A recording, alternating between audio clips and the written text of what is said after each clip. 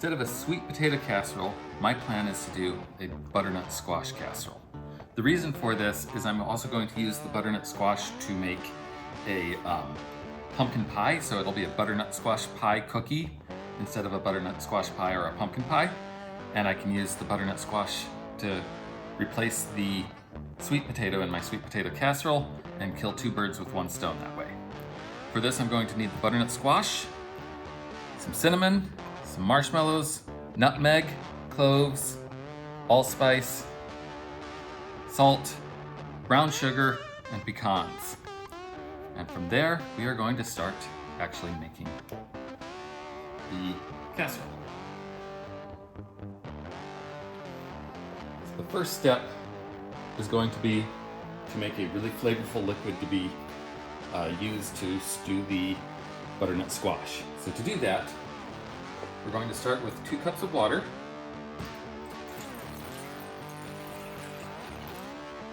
And turn the heat on to get that started boiling. Then to that water, we're going to add just a little bit of salt. And this is because everything about this dish is really sweet, so you need a little bit of salt to round out the flavors. So just a little bit. A couple of sticks of cinnamon. Some cloves. If you're using ground cloves, then I would use about half of a teaspoon. If you're doing whole cloves, you'll just put a few of them in and you'll remove them when you're done. You're going to do the same with allspice berries. Once again, if you're using ground allspice, I would use about 1/4 teaspoon. And I'm just going to put a few of those in. Those will get filtered out when we're done. And then we're going to grind the nutmeg in. If you're using ground nutmeg, then I would use about half of a teaspoon to a teaspoon. I'm going to use about half of this nutmeg, so about half of that nutmeg. So the way I do that is I use a microplane and just start grinding it.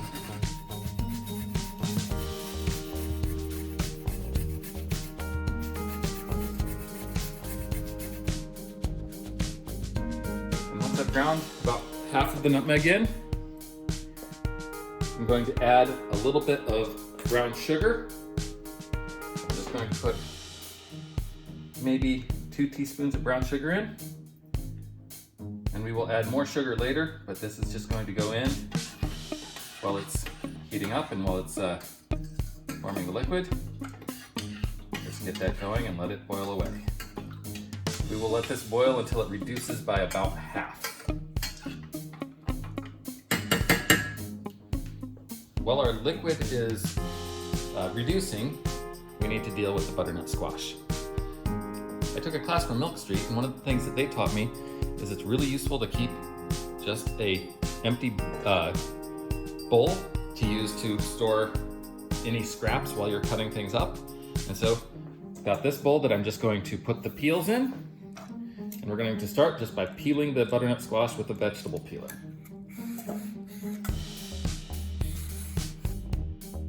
And you may find that you have to get it through the kind of light colored area, you need to peel it twice, but you want to get it down into the nice dark orange color. Next, we're going to cut this into about 1-inch cubes. So I'm going to start by cutting off the top and the bottom.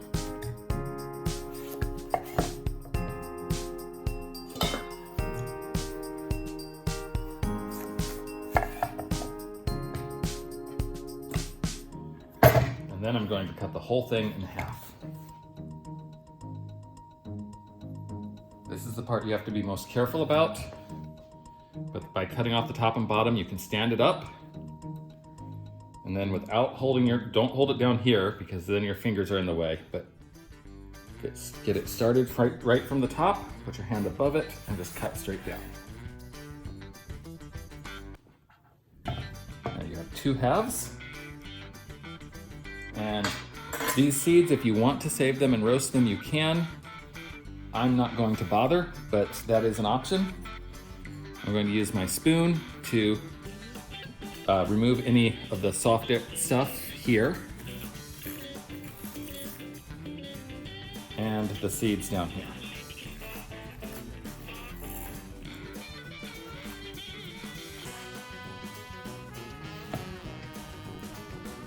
Okay, so now I've got my 2 halves of the butternut squash. I'm going to go ahead and cut them into cubes. Half of this will go into my casserole and half of it will go into forming my butternut squash cookies. But I'm just going to, both of the sets need to be cubed as the first step, so I'm going to cube the whole thing.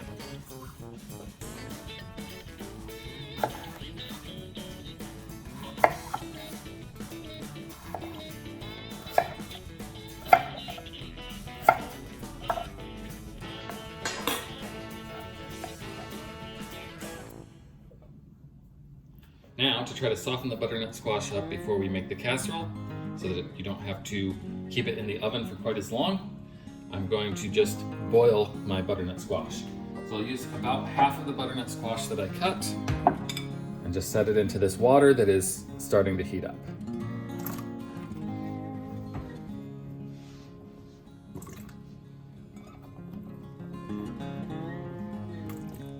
I'm putting roughly half in here. The other half will get used to make my cookies. Into that water, to help it soften up even more, I want to add a little bit of acid. So I'm going to use lime juice. You can either use a fresh squeezed lime, which will give you a little bit better flavor, but that's not super important at this point because mostly it's going to just be used to soften things up. So I'm going to use bottled lime juice, and I'm just going to put a couple of tablespoons in. That will not affect flavor a huge amount. It will have some effect on flavor, but mostly it will just help the butternut squash soften up as it goes. So this has been boiling for about 10 minutes now, maybe 15. I'm going to check to see that it's done. So if my knife goes easily in and then comes easily back out, I'm going to call that soft enough. So we're ready to take the butternut squash out of the water. So here's the colander in the bowl, and I dump in the squash.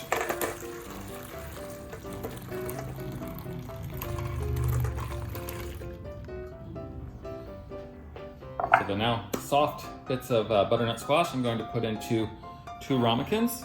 You could also put this into a small casserole dish. I just don't have an appropriately sized casserole dish, so I'm going to put it into the 2 ramekins instead. I want to coat the bottom of each ramekin, cover the bottom with these, with the squash.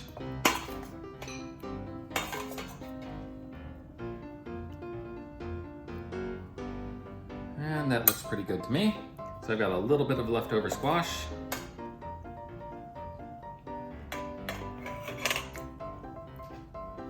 And tasting it, the squash is not as sweet as a sweet potato would be, so I'm going to have to add more sugar than I would to a sweet potato casserole. So to this, I'm going to take a little bit of my brown sugar and just crumple it around. So I'm adding about another tablespoon to each, maybe even a little more than that. The liquid that I've been making has reduced by about half. So I'm going to strain it out all the spices.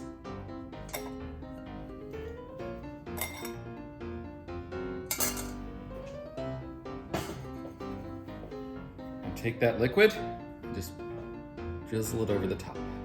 Then my pecans, I'm going to spread them out across the top. And these ones that I'm putting in now will get really, really soft as it cooks. And I'm going to roast a few more that I'm going to put on top for texture.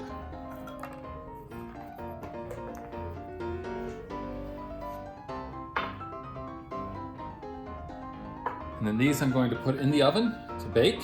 So the oven should be preheated to 375. And And these will go into the oven at 375 and bake for half an hour or so, or maybe even a little longer than that. I'm going to try to be reducing all that liquid in the bottom. It's going to need to reduce even further. It's going to soften up the butternut squash even further. And because there's all that sugar in it, it's going to sweeten everything up. And so in an hour or so, we're going to have close to completed casserole. The things that are left to do to it is about 15 minutes before it comes out, we'll add marshmallows over the top. And we will also roast off some pecans to add over the top as well.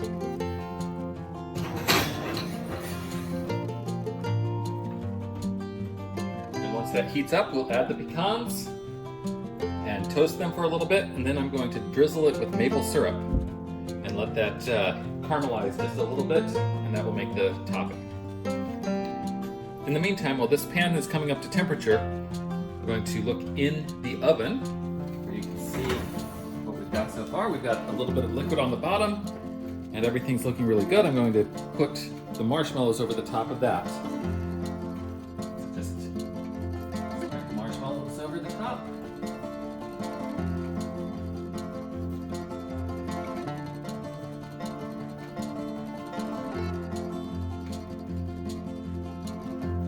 This is just however much you feel like it needs. I'm going to put a couple of handfuls in each one.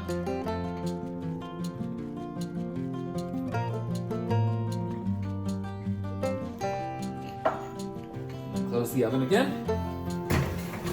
And I have had the oven, I increased the temperature on the oven to 425 about midway through.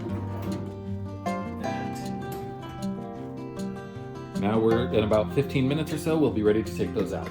Test if the pan is hot enough, just hold your hand over the top. I'm starting to feel a fair amount of heat from the top of it.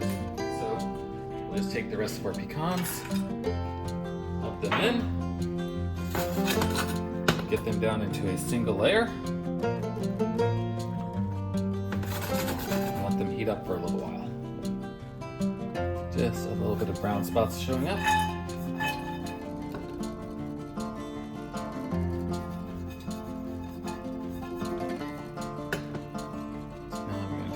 Bunch them together. Drizzle a little bit of maple syrup over the top. Because we're using the maple syrup, you really want this to be in a non-stick pan. And almost immediately take it off the heat.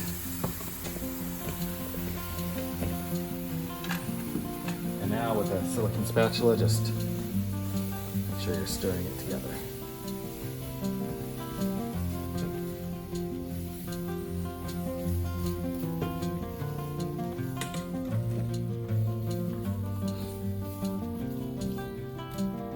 That is going to form the topping. I'm just going to kind of spread it out in the bottom of the pan so that we have a single layer, hopefully without them jumped together. So I want a little bit of separation so they'll be easier to get out as they cool.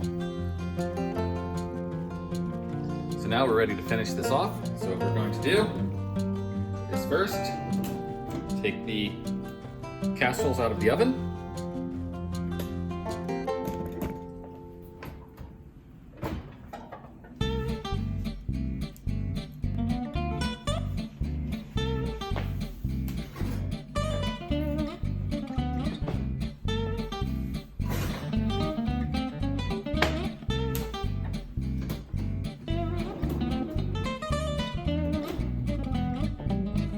Now that we have the casseroles out of the oven, we're just going to take our pecans,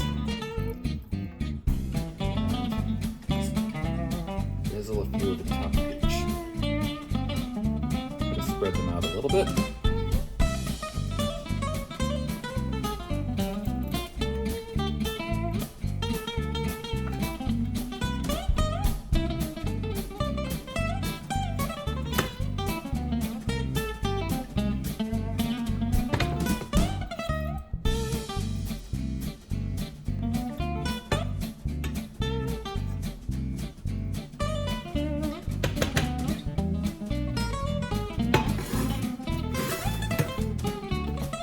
And if you want a little bit more brown on the surface, you can use a torch.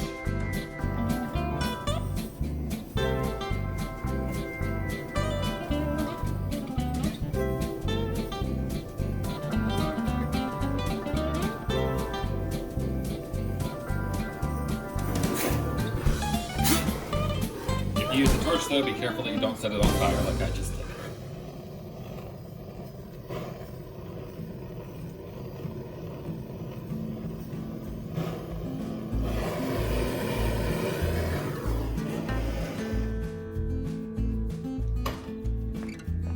And there we have it, our casserole. Now to serve it up, just grab big spoonfuls.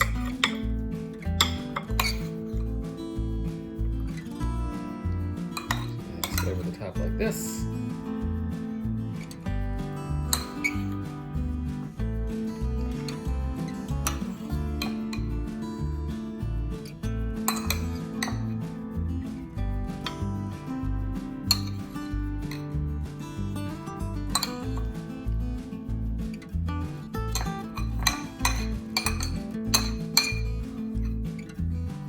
It is ready to eat.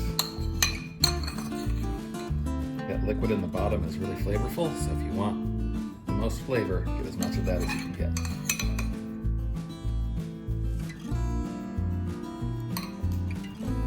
And let's taste it.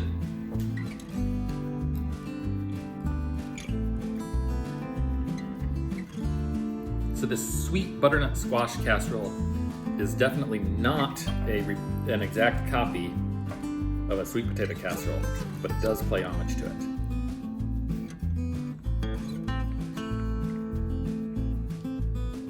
And it tastes delicious.